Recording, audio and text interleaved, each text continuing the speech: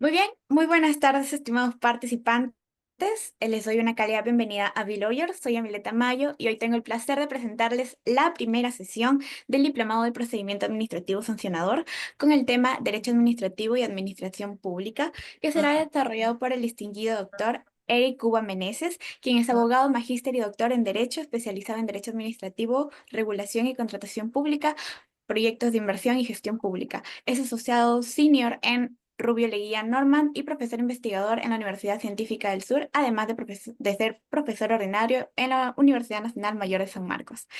Muy bien, estimados participantes que nos acompañan a través del aula virtual, aquí en la plataforma de Zoom y a través de las redes sociales por la transmisión en vivo, se les recuerda que pueden realizar sus preguntas durante la sesión, las cuales podrán ser atendidas por el doctor en el momento que mejor disponga. Finalmente, estimado doctor, estamos muy honrados por haber aceptado una invitación de Lawyer. Le agradecemos su tiempo y le doy el uso de la palabra para que pueda dar inicio a su sesión. Muchísimas gracias. Gracias. Voy a compartir una diapositiva. No sé si me confirman si se puede ver. A ver, está. ¿Se logra ver la presentación? ¿Me pueden confirmar, por favor? Sí, doctor. Ya, muy bien. Pues el día de hoy vamos a hablar acerca de la administración pública y del derecho administrativo. Y para eso vamos a ver cuál es la agenda que tenemos ahora. Tenemos 3 puntos en agenda, que son teoría sobre la administración pública, en segundo lugar, la administración pública en la ley del procedimiento administrativo general, y el tercero, el derecho administrativo como derecho público. ¿Ok? Vamos a empezar haciendo una pregunta abierta. Me gustaría escuchar las participaciones de todos. ¿Con cuánta frecuencia interactúan con la administración pública? ¿Quién me quiere responder? Por favor, un voluntario.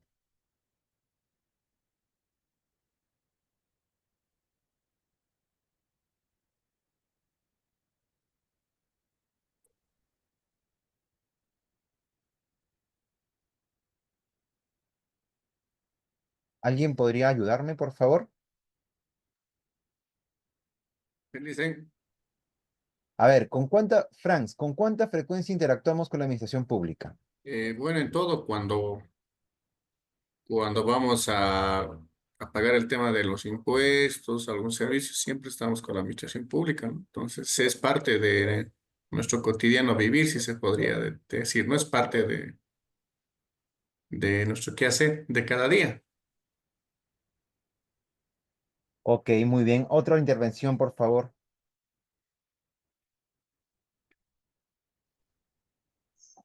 Sí, doctor, disculpe, Valentín Fernández. A ver, Valentín. Bueno, con respecto con mi persona, bueno, como abogado, pues litigante, interactúo constantemente con respecto pues, a la administración pública dedicada pues al Ministerio Público con el Poder Judicial. Ok. A ver, otra intervención, por favor.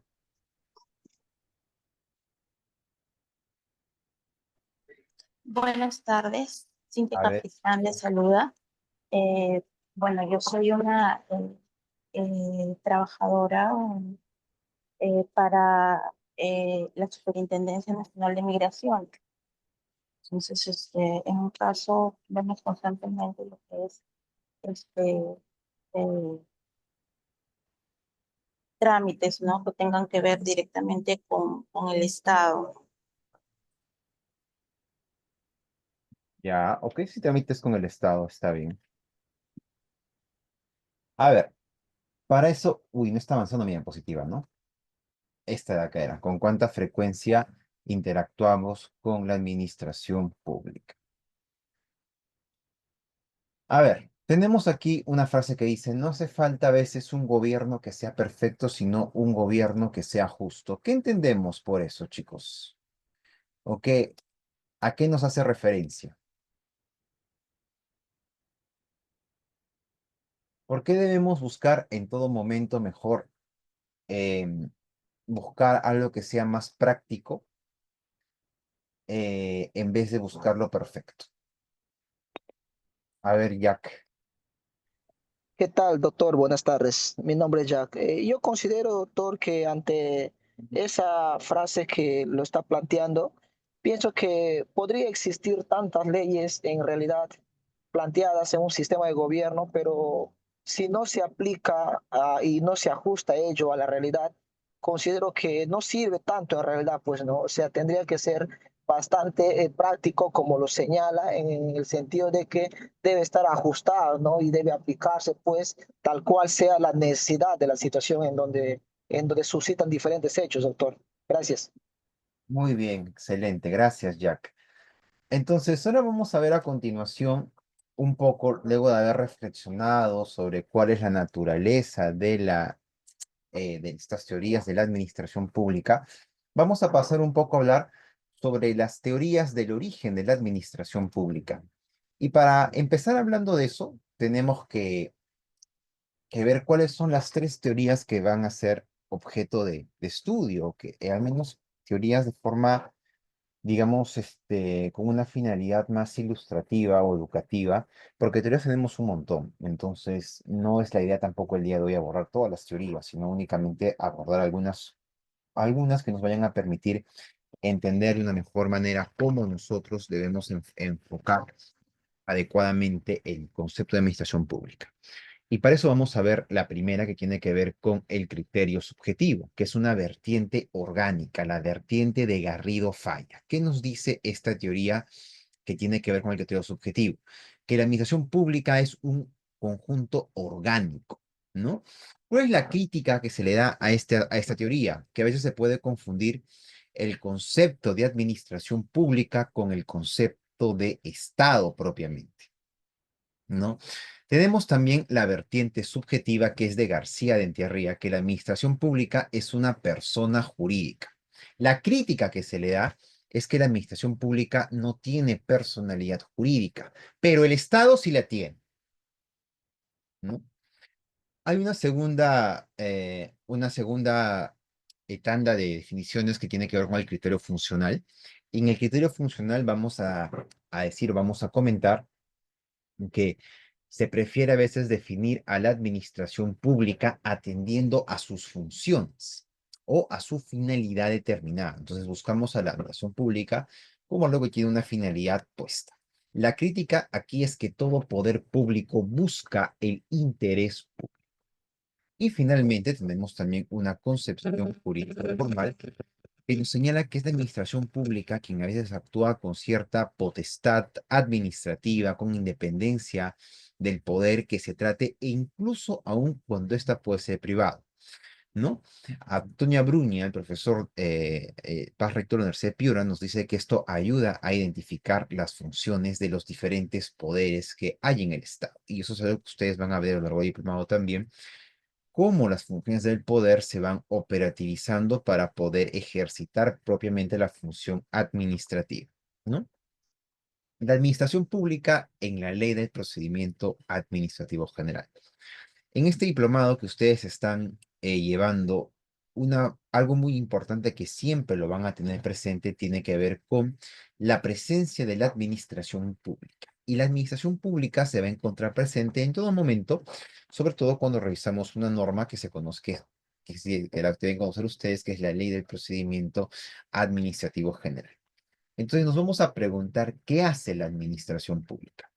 En principio, la administración se encarga, por ejemplo, de reglamentar leyes, reglamenta las leyes. En segundo lugar, administra recursos públicos pueden ser recursos que pueden provenir del planeamiento, del presupuesto, del abastecimiento o de la tesorería.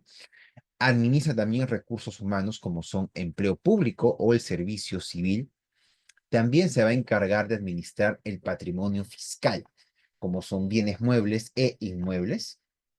Va a prestar o asegurar a la población servicios públicos económicos, sociales, previsionales y asistenciales. También tiene que ver con la contratación y adquisición de bienes, servicios y obras públicas. Tiene también que regular actividades económicas como pueden ser fijar precios, imponer sanciones o establecer limitaciones. También tiene que ver con el otorgamiento de títulos habilitantes, por ejemplo, una concesión, una autorización, una licencia o un permiso. Son títulos habilitantes que son claves al momento de verificar cómo va a operativizarse la administración pública. También administra recursos públicos y recursos administrativos, resuelve controversias entre particulares, también recauda tributos, brinda seguridad interna, que puede ser lo que hace la labor la Policía Nacional, y también brinda defensa nacional, en este caso más vinculado hacia las Fuerzas Armadas. Entonces, esta administración pública va a tener como finalidad poder articular de una mejor manera todo el desarrollo que se viene dando. ¿Ok? Entonces, algo que nosotros tenemos que decir aquí es que la actividad existe, ¿no? Esta actividad del Estado que cobijamos bajo el nombre de administración es tan eh, abigarrada, ¿no? Tan diversa por su forma, contenido, y se halla en una contradicción tan patente con el sentido usual de la palabra administración. Entonces, a veces podemos afirmar que lo único que se puede aceptar, ¿no? Que no puede ser algo positivo, sino algo negativo, es saber el hecho de no ser legislación y no ser temas de justicia. O sea, lo que nos dice aquí el profesor alemán Adolfo Merck es que, digamos, todo aquello que no tiene que ver con la administración de justicia o con producir normas, debemos entenderlo como parte de la administración, ¿no? Algo bastante interesante si vemos las definiciones propias de la división de poderes, ¿no? Y en este contexto, ¿qué hace la administración pública? Tenemos primero la función pública administrativa, que es el ejercicio de potestades administrativas, y en segundo lugar, la actividad prestacional, que es la prestación de servicios públicos, que es la actividad mercantil o comercial, o la provisión de bienes o servicios, ¿no? Entonces, esta administración pública a nosotros nos tiene que entender que tiene estas dos vertientes, ¿no? Función pública y actividad prestacional. Y en este mismo contexto, vamos a estudiar un poco cuáles son las situaciones jurídicas subjetivas que nos toca estudiar con la administración pública. Y podemos tener situaciones que son, en algunos casos, situaciones de ventaja o situaciones de desventaja. Y estas situaciones están dadas por lo general para poder determinar en dónde tiene que actuar la administración. La administración pública es bastante amplia, tiene muchísimos brazos la administración. Y dentro de uno de esos brazos tiene que regular diversas actuaciones. Algunas actuaciones son para favorecimiento de la administración o de los administrados, como otras actuaciones son en desmedro de sí mismo o de los administrados. Por eso tenemos situaciones que se pueden conocer como ventaja o de desventaja. ¿Cuáles son las situaciones jurídicas subjetivas de ventaja? Por ejemplo, la potestad. ¿Qué es una potestad? Jurídicamente hablando, la potestad viene a ser el derecho de poder determinar una u otra cosa. Por ejemplo, yo tengo la potestad, no sé, imagínense, de estar en esta clase o de irme, ¿no?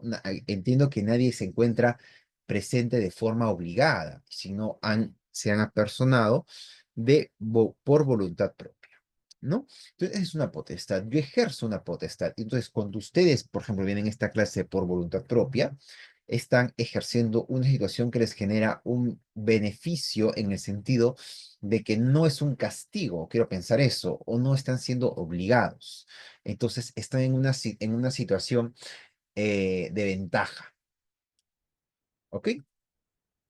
Otra situación es el llamado derecho subjetivo. ¿Qué es el derecho subjetivo? El derecho subjetivo es cualquier derecho que se encuentra positivizado, se encuentra reconocido o que tiene tutela por parte del ordenamiento jurídico. Y el derecho subjetivo tiene que ver justamente con ello.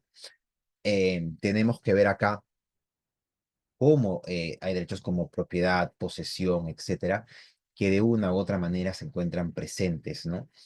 Ahí, ¿ok? Otro es el interés legítimo. ¿Qué es el interés legítimo? ¿Alguien me dice qué es un interés legítimo? A ver, para no estar hablando yo, si no voy a hablar rápido y voy a terminar la clase antes de las 6. Todavía me queda media hora. ¿Qué es el interés legítimo? ¿Han escuchado alguna vez este concepto de interés legítimo?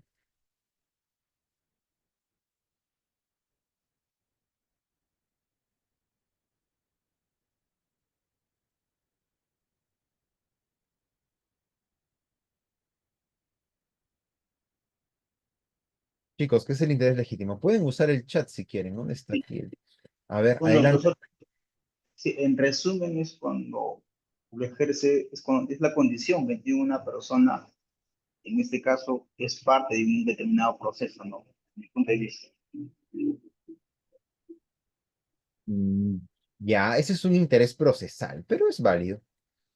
Muy bien. Obviamente, con interés personal, pues, ¿no? Individual, etcétera. Bien.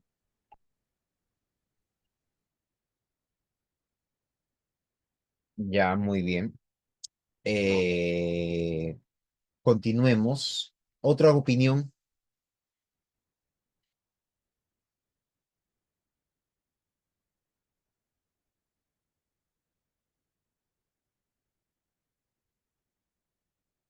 ¿Qué es el interés legítimo?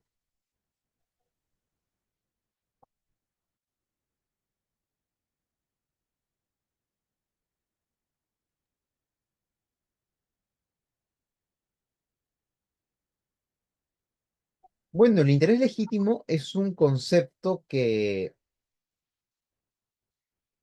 valga en verdad ya no se usa mucho, ¿no? Porque antes la típica discusión que se hacía era el conflicto entre un derecho subjetivo y un interés legítimo, quedaba al ejercicio, perdón, quedaba propiamente que se materializaba en el ejercicio de un derecho que era conocido como abuso de derecho. Entonces, un interés legítimo es un, este, un, una cuestión que ya no se encuentra tan vigente hoy por hoy. ¿Ya? ¿Qué es la expectativa?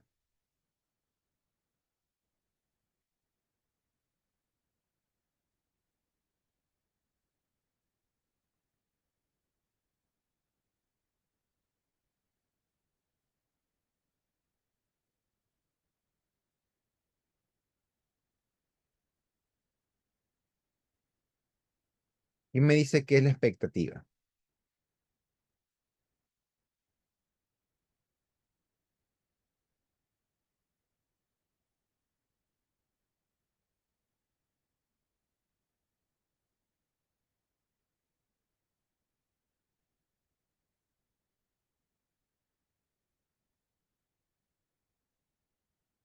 La expectativa es, por como todos ustedes tienen una expectativa de aprender, todos ustedes tienen una expectativa de obtener de repente quieren empezar un negocio, obtener una licencia de funcionamiento. Entonces, la expectativa es aquella decisión, eh, aquella probabilidad que nos puede dar a nosotros con la finalidad de poder articular de una mejor manera, eh, como dice su compañera acá, el deseo que sea favorable a una persona. Claro, es el deseo, ¿no?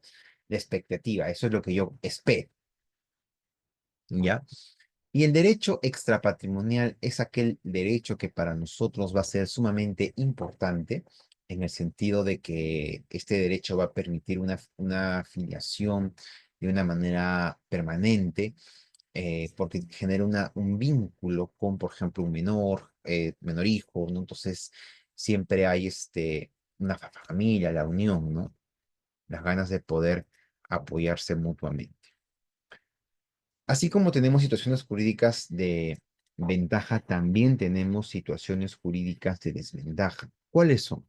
Por ejemplo, el deber jurídico general. ¿Qué es un deber jurídico? Esto es lo que tenemos que hacer por obligación. Por ejemplo, ¿por qué las personas van por lo general a votar cada vez que hay elecciones en el caso del Perú? ¿Qué pasa si no voy a votar? A nivel administrativo, no a nivel constitucional, ¿ah? No, no tiene que ver con el ejercicio del derecho del voto. ¿Cuál es la consecuencia administrativa de no ir a votar?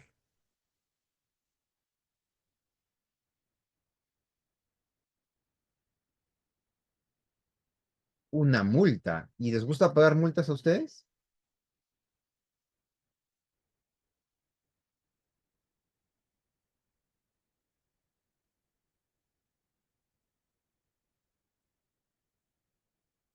No, pues a quién le va a gustar, ¿no?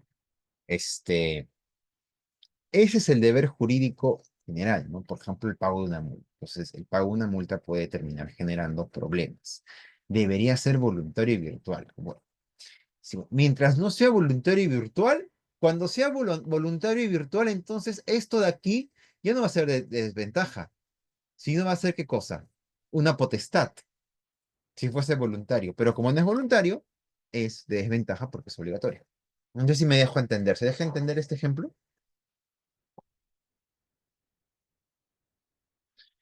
Bueno. Otro también es el deber jurídico extrapatrimonial, porque si bien es cierto, si bien es cierto, dijimos que hay una relación también de ventaja, ¿no? De la familia, también a veces pues, tiene la cara de otra cara de la moneda es que también es una carga porque tienes un deber. Por ejemplo, tienes que mantener a tus menores hijos, etcétera. Entonces, tienes el deber de hacerlo. ¿Ok? Otro es el débito. Por ejemplo, como vemos en esta imagen, se está produciendo la clausura de un local y esta clausura puede generar situaciones adversas o complicadas, ¿no? Otro, por ejemplo, ahí es la carga. ¿Qué es la carga?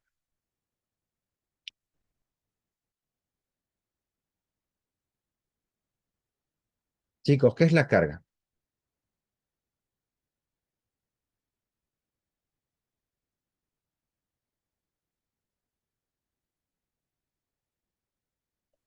Hola, ¿qué tal? Buenas tardes. A ver, adelante.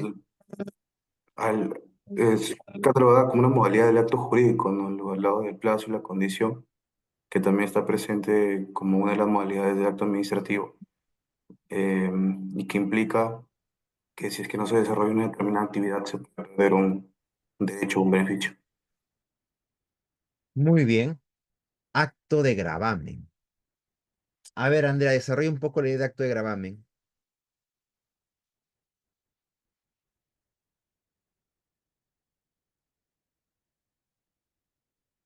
¿Qué es un acto de gravamen?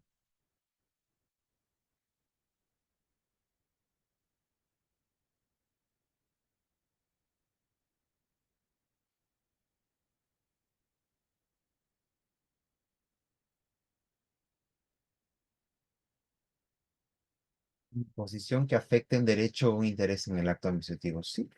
Pero también la carga hasta podemos entenderla en una definición un poco más sencilla como una serie de conductas que tenemos que realizar con la finalidad de obtener un determinado resultado.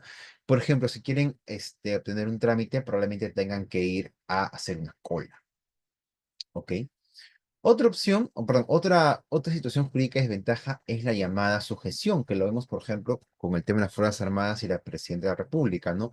Tienen un deber de sujeción directa. Además de las cargas, perdón, además de las situaciones jurídicas de desventaja, tenemos que ver otras definiciones importantes, que son las potestades administrativas. ¿Qué es una potestad administrativa? A ver, ¿qué me ayuda leyendo la definición?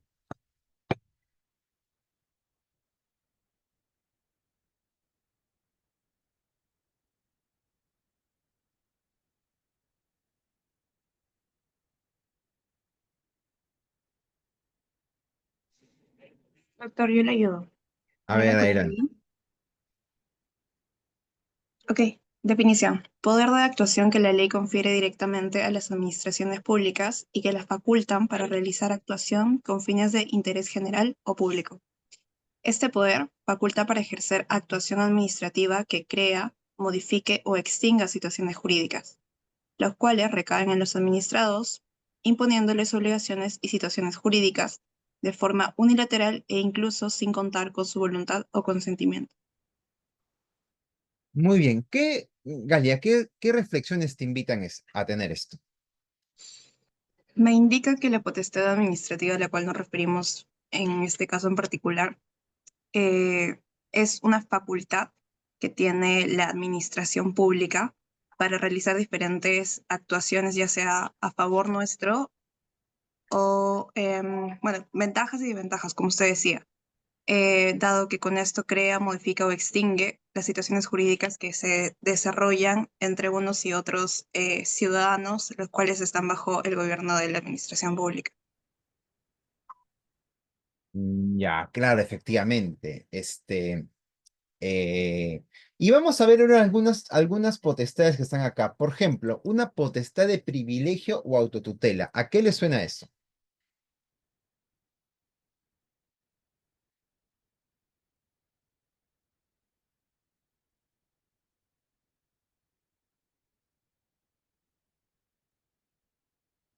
Creo que está relacionado con el tema de que no es necesario contar con la voluntad de quien se dirige o contra quien se ejerce la potestad, ¿no? Que se puede imponer de manera unilateral, es el tema de la autotutela. Ya, perfecto, muy bien. Ahora vamos a la siguiente potestad, la potestad reglamentaria.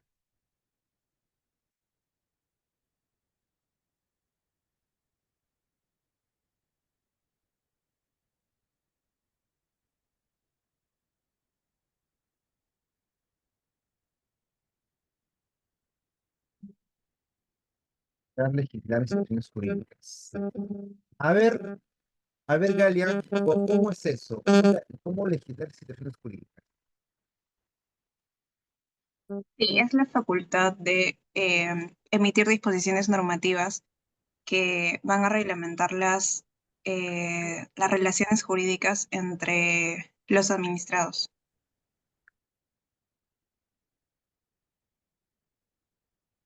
Arturo levantó la mano. Sí, doctor, buenas tardes. Básicamente, mi intervención iba dentro de la misma línea que mencionó la compañera, ya que dentro de lo que es en relación a la potestad reglamentaria en lo que es el derecho administrativo, puede entender que es la facultad que tiene la administración pública como tal para poder emitir ciertos reglamentos u otras disposiciones de carácter legal para su desarrollo o complemento dentro de las actividades o procedimientos mismos que desarrollan dentro del día a día.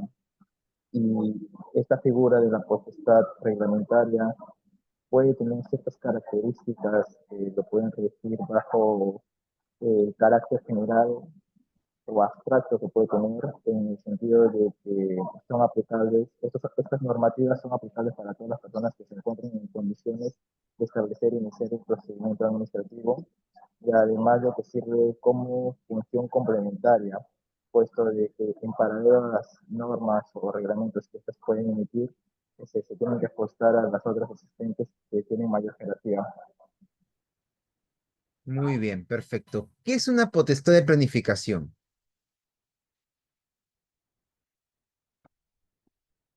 Nosotros que estamos en una economía social de mercado, ¿el Estado planifica?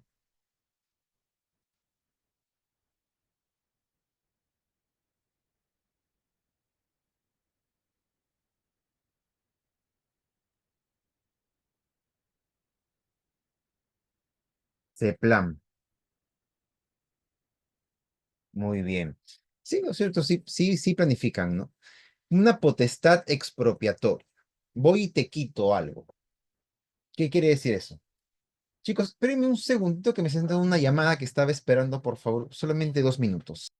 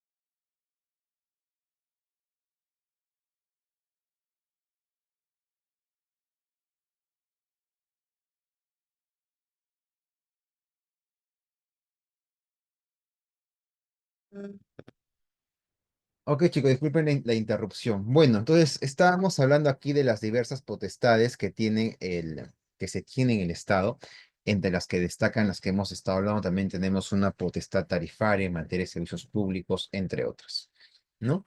Y el Estado va a realizar diversos tipos de actividades, ¿no? Por ejemplo, hay una actividad de empresa pública, una actividad asistencial, también tenemos una actividad de servicio público y también una actividad para proveer bienes y servicios, ¿no? Actividades sumamente importantes dentro de la cadena del sector público. Y finalmente, para ir concluyendo, vamos a hablar un poco sobre el derecho administrativo como derecho público. ¿Esto que viene a ser? El derecho administrativo es el derecho que regula la administración pública. Ojo, esta es una definición bastante sencilla con una finalidad meramente didáctica. Y la administración pública es el objeto del derecho administrativo, ¿no?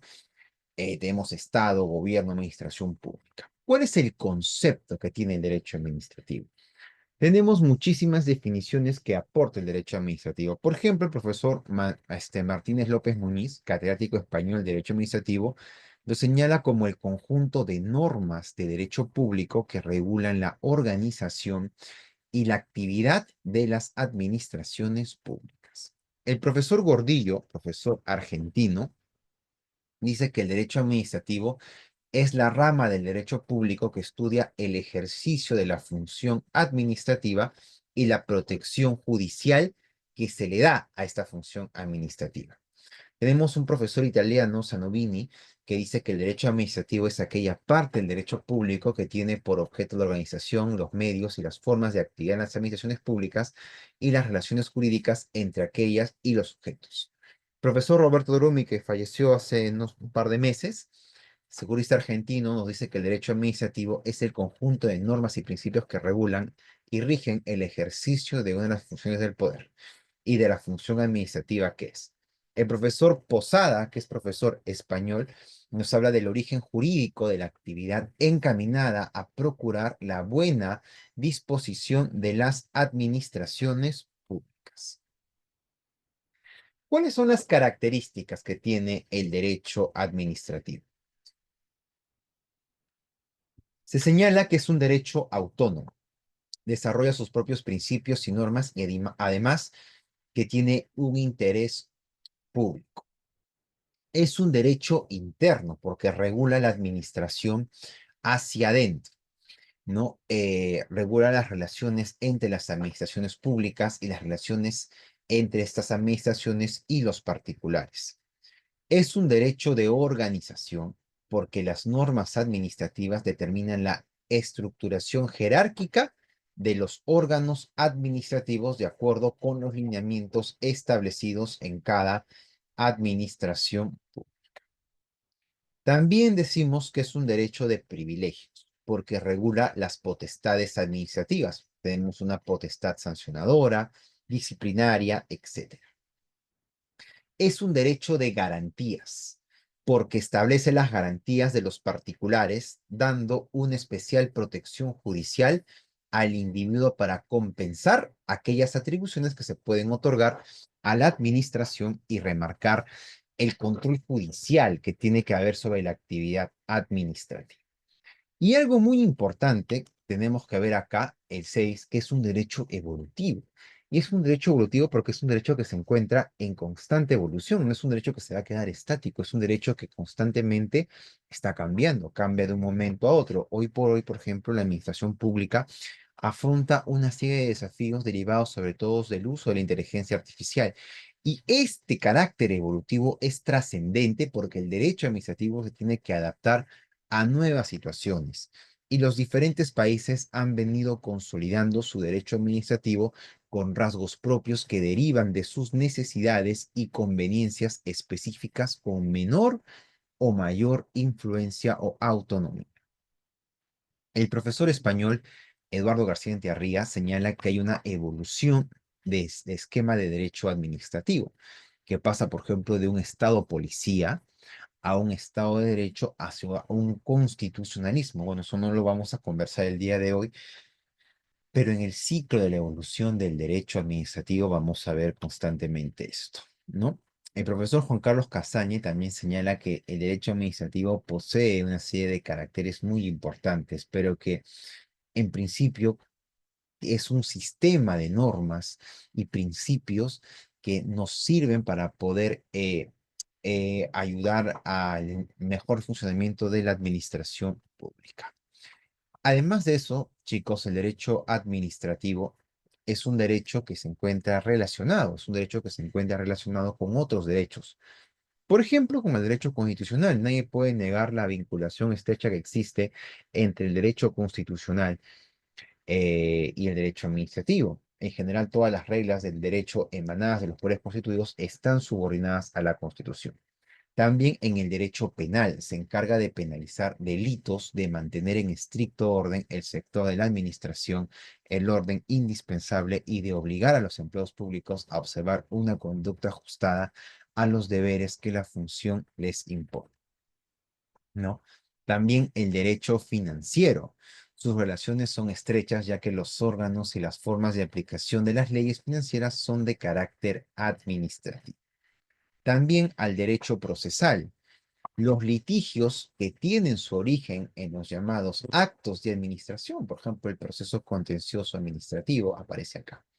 También en el derecho civil, porque existen materias que son objeto de común estudio entre el derecho administrativo y el derecho civil. Podemos ver temas relacionados con la ejecución de contratos, donde las reglas del derecho civil se van a aplicar constantemente. ¿Ok?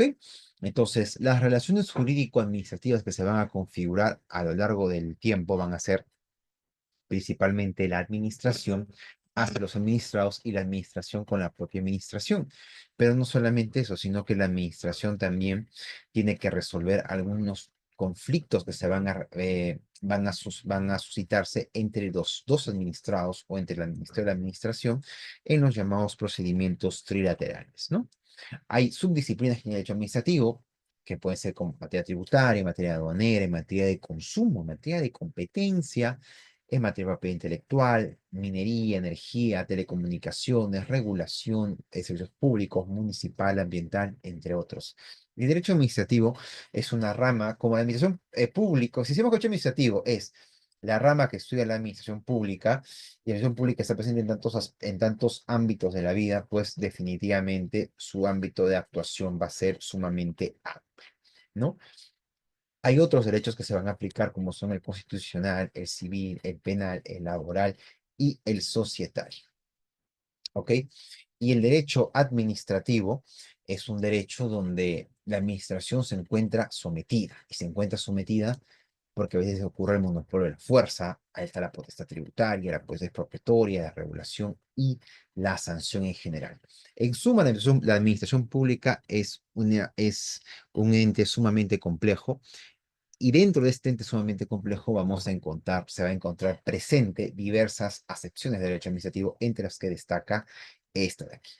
Bien, chicos, ¿alguna pregunta, alguna duda hasta este momento? Traté de dejar, yo tengo a las 6 una reunión, por eso trataba de correr, pero dejo unos 3 minutos, 4 minutos para las preguntas que puedan salir del público, por favor.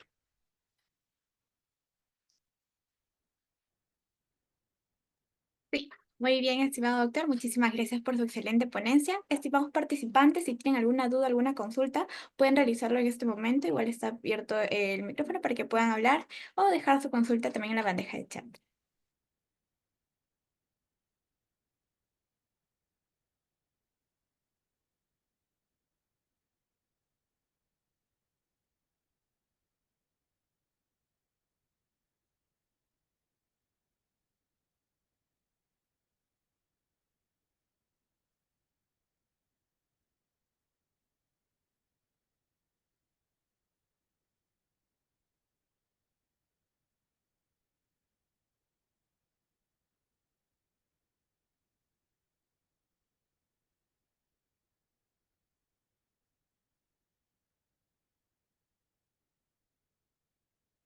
Bien, ¿hay preguntas?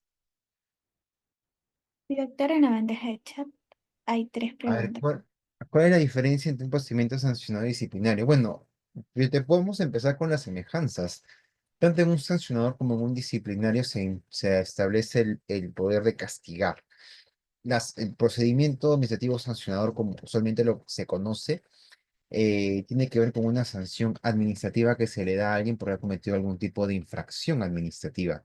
En el procedimiento administrativo disciplinario, como está concebido en el Perú, es un procedimiento donde se aplica una sanción hacia un trabajador del sector público porque ha cometido alguna falta. En suma también es una sanción, pero se usa el término disciplinario para poder distinguirlo, por ejemplo, de una sanción por haber cometido algún tipo de infracción de forma genérica no laboral.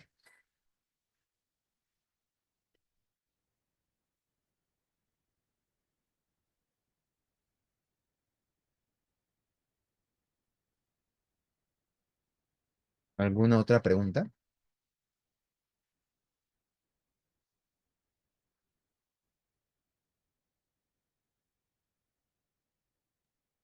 Bien, doctor, creo que no hay más consultas. ¿Sí? Ok, bueno, si no hay más consultas, yo feliz y encantado de colaborar con Bill Lawyer y conmigo será hasta una siguiente oportunidad. Muchas gracias, estimado doctor, por compartir su valioso conocimiento con nosotros. De verdad ha sido una exposición bastante enriquecedora y estamos muy agradecidos por su tiempo y dedicación. Muchas gracias y hasta otra oportunidad.